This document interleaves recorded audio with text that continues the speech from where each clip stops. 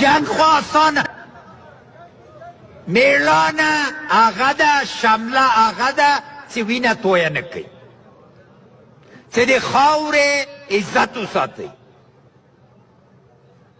موږ په وینې باندې څوک جشنونه نیسي،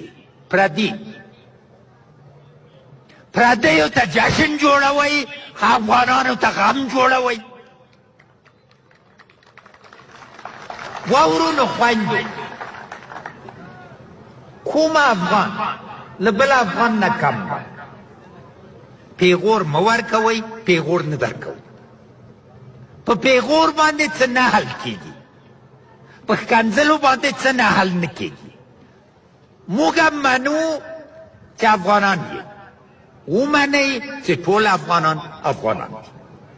لاس راکئ چې افغانستان جوړ کړو.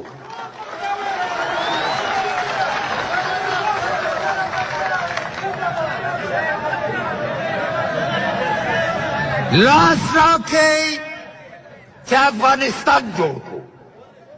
لاس راکئ چې پکتیا جوړه کړو. لاس راکئ چې پنجشیر جوړ کړو. لاس راکئ چې څلور ولایت د افغانستان جوړ کړو.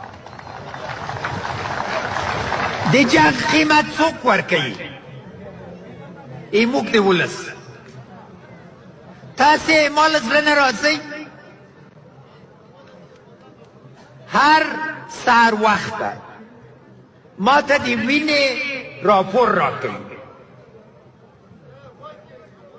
تاسې خیال کوئ چې زه په دې خوښېږم چې افغان په یو نامه یا په بل نامه شهید کېږي یا وژل کېږي؟ آیا ما بچی طالب حکومتي منځ کې تقسیم کم؟ آیا لور و زوی منځ کې مې تفکیک وکم؟ نه نه، د ټول افغانستان ولسمشر یم. او لکه چې د صالح صاحب په وینا مو لیده، موږ یو ټیم یو. موږ په تقسیم باندې نه یو ټول سوي. وزارتونه نوي شو، ولایتونه نوي شو، ولسوالۍ نوي شو. افغانستان یو کوو، یووالي ته یې راوړو. سوله مدیریت غواړي. طالبان به ډېر قوتونه لري مګر د جوړولو تجربه نه لري. کوم شی جوړ کړي دي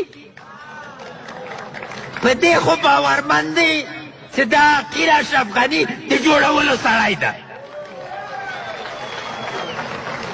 بندونه غواړئ، جلغوزي 12 چنده قیمت سو، خو مڼې به سبا وکړم مګر له جنګ نه مې خوشي کي چې جوړولو ته راسو، آبادولو ته راسو، ټولو د عزت خوندي کولو.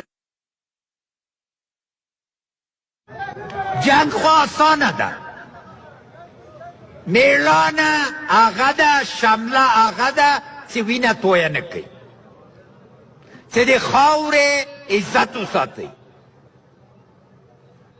موږ په وینې باندې څوک جشنونه نیسي، پردیو ته جشن جوړوئ، افغانان